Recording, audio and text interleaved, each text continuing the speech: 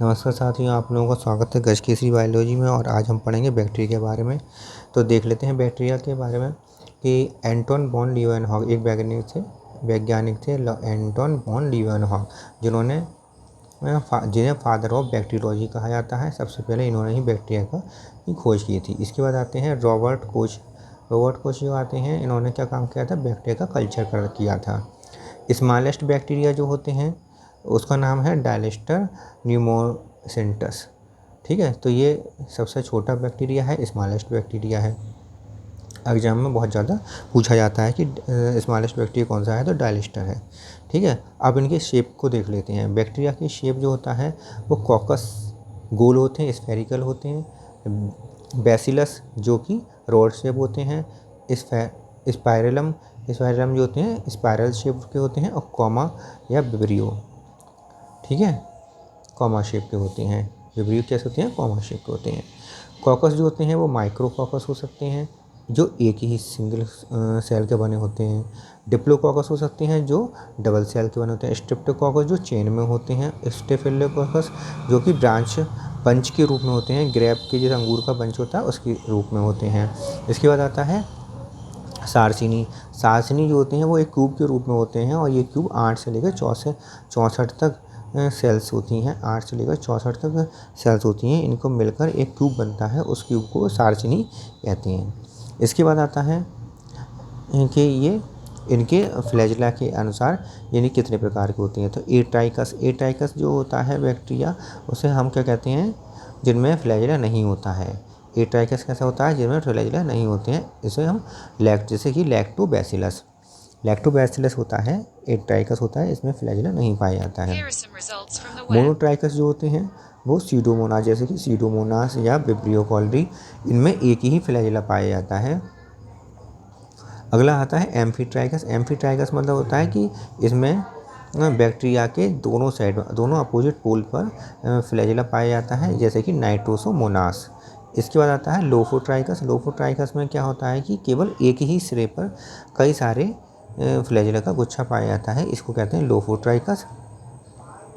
जैसे कि स्पाइरलम वॉल्यूटेंट में इसी तरह का होता है कि इसमें एक सिरे पर बहुत सारे गुच्छे पाए जाते हैं।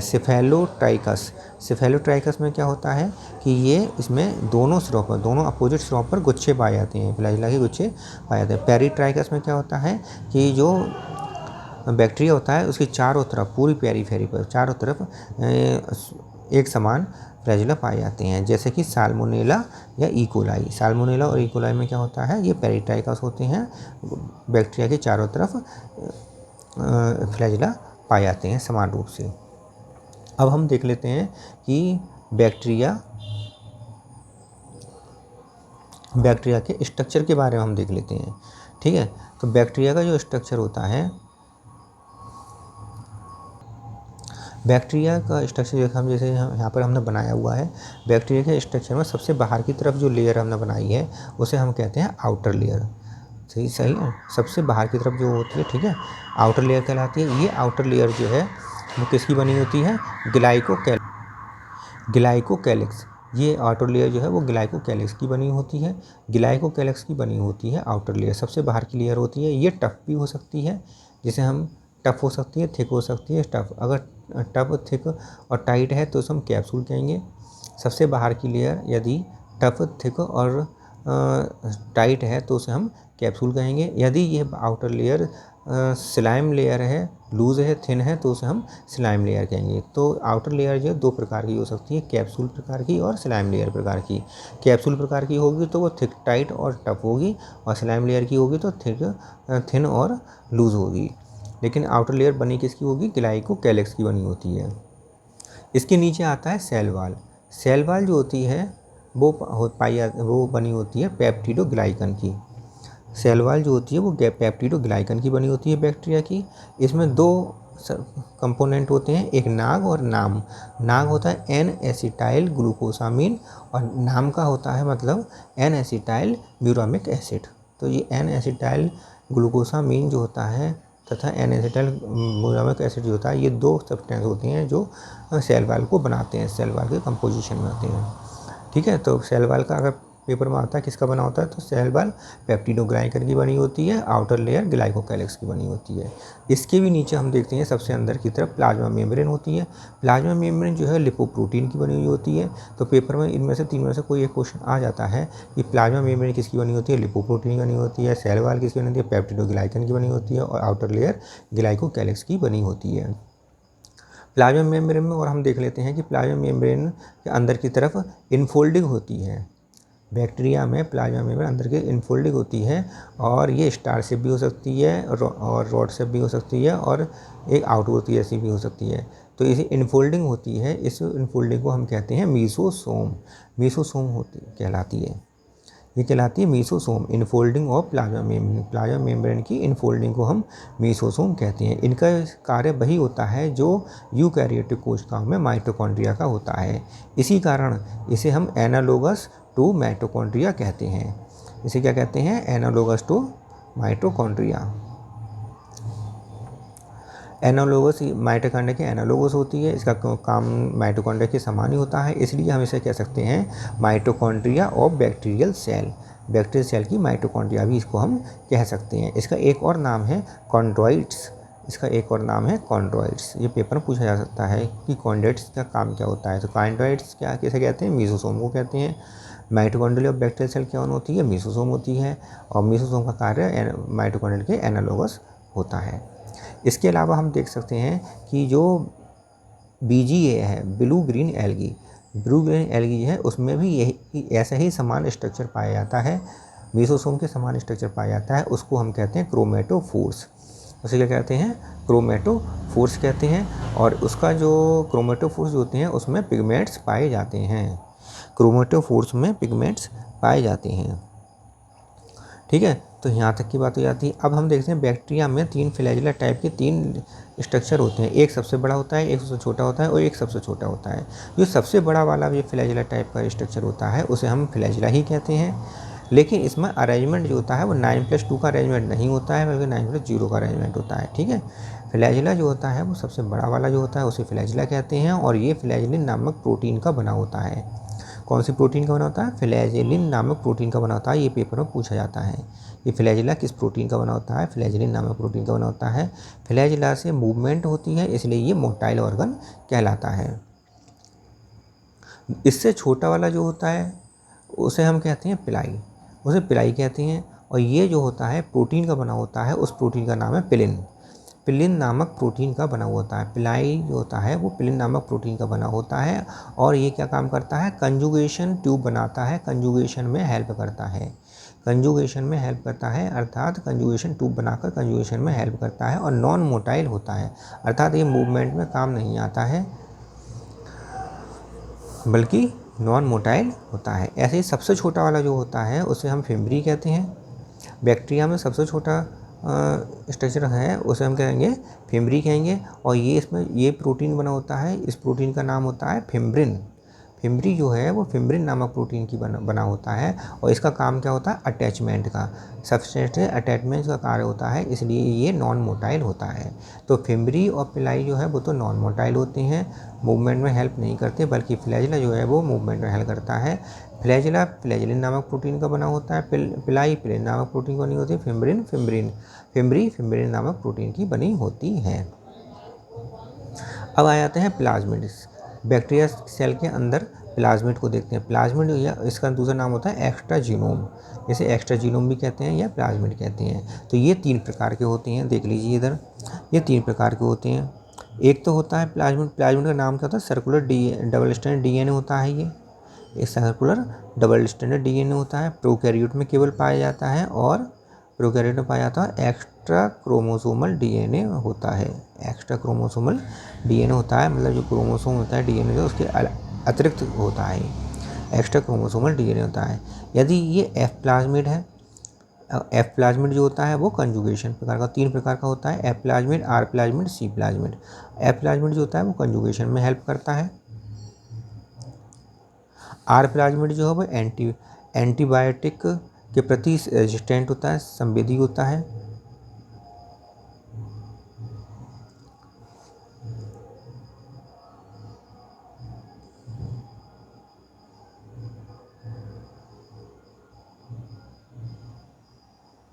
के प्रति एंटीबायोटिक के प्रति संवेदी होता है। सी प्लाज्मिड जो होता है इसे हम कोल प्लाज्मिड भी कहते हैं, सी प्लाज्मिड या कोल प्लाज्मिड भी कहते हैं। ये किसका निर्माण करता है? कॉलिसिन या बैक्टीरियोसिन या कॉलिसिन का निर्माण करता है। ये बैक्टीरियोसिन या कॉलिसिन जो होता है वो दूसरे बैक्टीरियाज को किल करने का काम करता है। ये एक ऐसा सब्सटेंस है कॉलिसिन जो दूसरे बैक्टीरिया को किल कर देता है इसके कारण। तो ये सी प्लाज्मिड या कोल प्लाज्मिड जो होता है ये कैसा होता है? डिग्रेडेटिव होता है। जो अनवांछित पदार्थ अगर सेल के अंदर आ गए हैं, बैक्टीरिया के अंदर आ गए, उनको ख़त्म कर देता है। या ये वायरुलेंस प्लाज्मिड कहलाता है। वायरुलेंस प्लाज्मिड अर्थात ये दुश्मन जो बैक्टीरिया है उनको ख़त्म करने का काम करता है। तो इस प्रकार 3 प्रकार के प्लाज्मिड होते हैं, F plasmid, R plasmid, C plasmid या कोल प्लाज्मिड। सी प्लाज्मिड को ही कोल प्लाज्मिड कहते हैं। इसके बाद अब ऊपर आ जाते हैं। अब देखते हैं कि इसमें डीएनए किस प्रकार का जीनोम पाया जाता है। तो इसके अंदर जो जीनोम पाया जाता है उसे हम कहते हैं न्यूक्लियोइड। इसके अंदर जो जीनोम पाया जाता है उसे हम कहते हैं न्यूक्लियोइड। न्यूक्लियस नहीं होता बल्कि न्यूक्लियोइड होता है। ये न्यूक्लियोइड जो है इसका दूसरा नाम जीनोफोर होता है, या इसको हम मेन जीनोम भी कहते हैं। ये मेन जीनोम कहलाता है और इसका नाम जीनोफोर होता है, या इसे न्यूक्लियोइड कहते हैं। ये जो न्यूक्लियोइड होता है डबल स्टैंडर्ड डीएनए होता है, नेकेड होता है, सर्कुलर होता है। तो naked, circular, double standard DNA का होता है। चूँकि ये नेकेड होता है, क्यों होता है? क्योंकि इसके ऊपर हिस्टोन प्रोटीन नहीं पाई जाती है, इसलिए ये नेकेड होता है। ठीक है, सर्कुलर होता है और डबल स्टैंडर्ड डीएनए होता है, तो इसे हम न्यूक्लियोइड कहते हैं। तो पेपर में पूछा जाता है न्यूक्लियोइड कैसा होता है? डबल स्टैंडर्ड डीएनए होता है। जीनोफोर कैसा होता है? डबल स्टैंडर्ड डीएनए होता है। या मेन जीनोम जो होता है वो कैसा होता है? डबल स्टैंडर्ड डीएनए होता है। तो डबल स्टैंडर्ड डीएनए दोनों ही होते हैं। एक तो मेन जीनोम जो होता है या न्यूक्लियोइड वो भी डबल स्टैंडर्ड डीएनए होता है, और प्लाज्मिड भी डबल स्टैंडर्ड डीएनए ही होता है। इसके बाद हम देख लेते हैं राइबोसोम्स। जो बैक्टीरिया है, बैक्टीरिया के अंदर राइबोसोम्स पाए जाते हैं। राइबोसोम जो होते हैं वो 70S प्रकार का राइबोसोम होता है। कौन सा राइबोसोम होता है? 70S प्रकार का राइबोसोम होता है। और ये 70S प्रकार का राइबोसोम 2 सब यूनिट का बना होता है। एक तो 50S सब यूनिट और दूसरी 30S सब यूनिट। 50S सब यूनिट लार्ज सब यूनिट है और 30S सब यूनिट स्मॉल सब यूनिट है। ठीक है, तो ये 50S सब यूनिट और 30S सब यूनिट का बना होता है। केवल प्रोकैरियोटिक कोशिकाओं में ही पाया जाता है 70S राइबोसोम। इसे पॉलीराइबोसोम भी कहते हैं और पॉलीसोम भी कहते हैं। पॉलीराइबोसोम भी कहते हैं और पॉलीसोम भी कहते हैं। ठीक है, कुछ बैक्टीरिया ऐसे होते हैं जिनमें वैक्यूल्स पाए जाते हैं, गैस वैक्यूल्स पाए जाते हैं, जैसे कि BGA, blue green algae, green bacteria, purple bacteria, green bacteria, purple bacteria और ब्लू ग्रीन एल्गी। इनके अंदर गैस वैक्यूल भी पाया जाता है। ठीक है, अब आ जाते हैं इनके अंदर कुछ स्टोर्ड फूड होता है। फूड स्टोर्ड रहता है, स्टोर्ड फूड होता है जिसे हम इंक्लूजन बॉडी कहते हैं। बैक्टीरिया के अंदर इंक्लूजन बॉडी या स्टोर्ड फूड पाया जाता है। ये स्टोर्ड फूड में क्या क्या होता है? ग्लाइकोजन ग्रेन्यूल्स होते हैं, साइनोफाइसिन ग्रेन्यूल्स होते हैं। हाँ, तो क्या क्या होता है इसमें? ग्लाइकोजन ग्रेन्यूल्स होते हैं, साइनोफाइसिन ग्रेन्यूल्स होते हैं, और ये कैसी होती है स्ट्रक्चर? नॉन मेम्ब्रेनस होती है। मेम्ब्रेनस स्ट्रक्चर तो कोई होती ही नहीं है इसके अंदर, इसलिए ये कैसी होती है इंक्लूजन बॉडी? नॉन मेम्ब्रेनस होती है। और इसमें साइनोफाइसिन ग्रेन्यूल्स और ग्लाइकोजन ग्रेन्यूल्स पाए जाते हैं।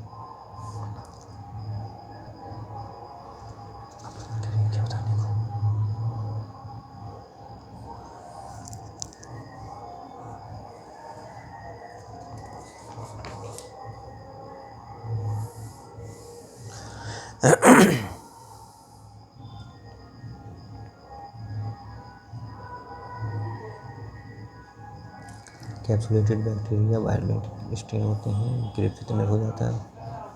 Nutrition in bacteria heterotrophic, parasitic, symbiotic होते हैं।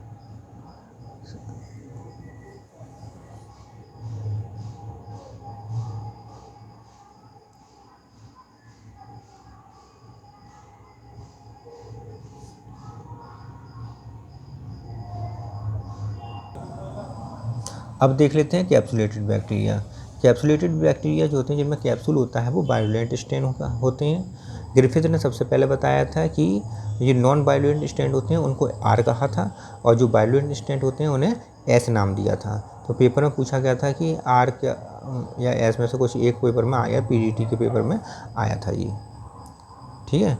तो वायलेंट जो होते हैं वो एस प्रकार के होते हैं, और जो आर प्रकार के होते हैं उन्हें क्या कहा था ग्रिफिथ ने, नॉन वायलेंट, ठीक है। न्यूट्रिशन के बारे में देख लेते हैं बैक्टीरिया के। बैक्टीरिया में न्यूट्रिशन दो प्रकार का होता है, हेटेरोट्रॉफिक और ऑटोट्रॉफिक। हेटेरोट्रॉफिक जो होता है वो कैसा होता है, पैरासिटिक, सैप्रोफिटिक और सिम्बायोटिक होता है, ये कहलाते हैं हेटेरोट्रॉफिक के उदाहरण हैं। ऑटोट्रॉफिक जो होते हैं वो कैसे होते हैं, ऑटोट्रॉफिक होते हैं फोटोसिंथेटिक या कीमोसिंथेटिक। फोटोसिंथेटिक जो होते हैं वो ब्लू ग्रीन एल्गी हैं, क्रोमेटियम है, रोडोस्पाइरिलम है, नॉस्टॉक और एनावीना है।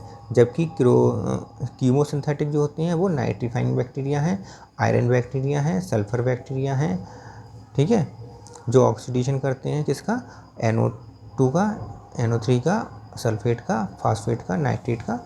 अब आ जाते हैं रिप्रोडक्शन में। रिप्रोडक्शन जो होता है वेजिटेटिव होता है, असेक्सुअल, सेक्सुअल होता है। वेजिटेटिव जो होता है वो बडिंग और बाइनरी फिशन द्वारा होता है। तो रिप्रोडक्शन जो होता है वो असेक्सुअल रिप्रोडक्शन, असेक्सुअल रिप्रोडक्शन जो होता है वो एंडोस्पोर, कोनिडिया और जूस्पोर द्वारा होता है। एंडोस्पोर में देख लेते हैं क्या क्या है कि इन रॉड शेप्ड, एंडोस्पोर कैसा होता है, इन रॉड शेप में रॉड शेप जो होते हैं उनमें एंडोस्पोर बनता है। Ca कैल्शियम डिपिकोलिनिक एसिड प्रेजेंट, इनमें क्या होता है, कैल्शियम डिपिकोलिनिक एसिड पाया जाता है। High resistant for heat and desiccation due to this acid, तो कैल्शियम और डिपिकोलिनिक एसिड के कारण ही ये क्या होता है, ये हीट के प्रति और डेसिकेशन के प्रति ये बहुत कैसे होते हैं, रेजिस्टेंट होते हैं। इसके बाद आता है कॉनिडिया। कॉनिडिया जो होते हैं वो फिलामेंटस होते हैं, बैक्टीरिया होते हैं, जैसे से स्ट्रेप्टोकोकस जैसे फिलामेंटस बैक्टीरिया में कॉनिडिया बनता है। जूस्पोर जो बनता है राइजोबियम में के अंदर बनता है। अब आ जाता है सेक्सुअल रिप्रोडक्शन। सेक्सुअल रिप्रोडक्शन में क्या दिया हुआ है कि इसे सेक्सुअल रिप्रोडक्शन नहीं होता, बल्कि सेक्सुअल रिप्रोडक्शन जैसा ही तरीका होता है, इसलिए इसे हम कहते हैं short of sexual reproduction. Sexual reproduction होता है जैसे मेल फीमेल बॉडी बनती है, लेकिन इसमें मेल फीमेल बॉडी नहीं बनती है, इसलिए हम इसे सेक्सुअल रिप्रोडक्शन ना क्या कर शॉर्ट ऑफ सेक्सुअल रिप्रोडक्शन कहते हैं। सेक्सुअल रिप्रोडक्शन 3 प्रकार का होता है, ट्रांसफॉर्मेशन, ट्रांसडक्शन और कंजुगेशन। ट्रांसफॉर्मेशन जो है ग्रिफिथ ने दिया था, ट्रांसडक्शन वायरस में होता है, और कंजुगेशन जो है लेडरबर्ग और टैटम ने इसे दिया था, ठीक है। अब की बात देख लेते हैं आगे, इकोनॉमिक इम्पोर्टेंस। इकोनॉमिक इम्पोर्टेंस में देखिए कि इसका नाइट्रोजन फिक्सेशन में इसका काम होता है। फ्रैंकिया नाइट्रोजन फिक्सेशन का काम करता है। नॉन लेगुमिनस प्लांट में पाया जाता है, लाइक एलनस, कैजुराइना, मायरिका में रूट नोड्यूल्स में ये बनता है। राइजोबियम जो है वो लेगुमिनस प्लांट में पाया जाता है। अगर पेपर में आता है लेगुमिनस प्लांट में कौन सा नाइट्रोजन फिक्सेशन बैक्टीरिया होता है, तो राइजोबियम होता है। नॉन लेगुमिनस प्लांट में कौन सा होता है, फ्रैंकिया होता है। डायरी इंडस्ट्री में देख लेते हैं लैब मतलब lactic acid bacteria. Lactic acid bacteria जो होता है वो डायरी इंडस्ट्री में हेल्पफुल होता है। विनेगर बनाने के लिए एसिटोबैक्टर एसिटाई का यूज़ होता है। Rating of fibres, water inhabiting bacteria, तो वाटर इनहेबिटिंग बैक्टीरिया होता है कौन सा, क्लास्ट्रीडियम ब्यूटाइरिकम, ठीक है। इसके बाद आता है क्योरिंग ऑफ टी का करिंग, तो माइक्रोकॉकस की वजह से हो जाता है टी में करिंग हो जाता है। इन पेट्रोलियम के लिए कौन कौन होते हैं, स्यूडोमोनास प्यूटिडा, सुपर बग भी कह सकते हैं, या ऑयल स्प्लिटिंग बैक्टीरिया भी कह सकते हैं। इसे सुपर बग या ऑयल स्प्लिट बैक्टीरिया भी कह सकते हैं, स्यूडोमोनास प्यूटिडा को। ये पेट्रोलियम बनाने में हेल्प करता है। जेनेटिकल मॉडिफाइड बाई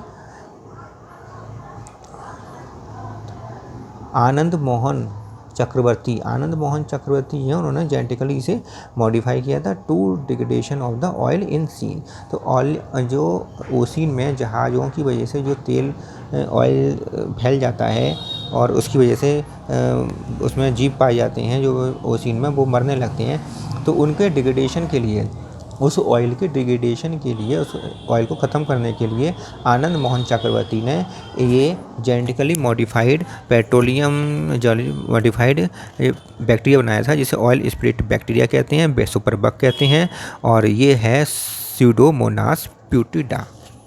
ठीक है।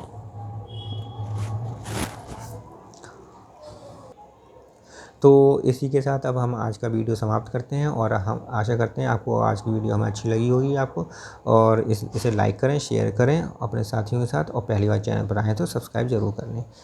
धन्यवाद।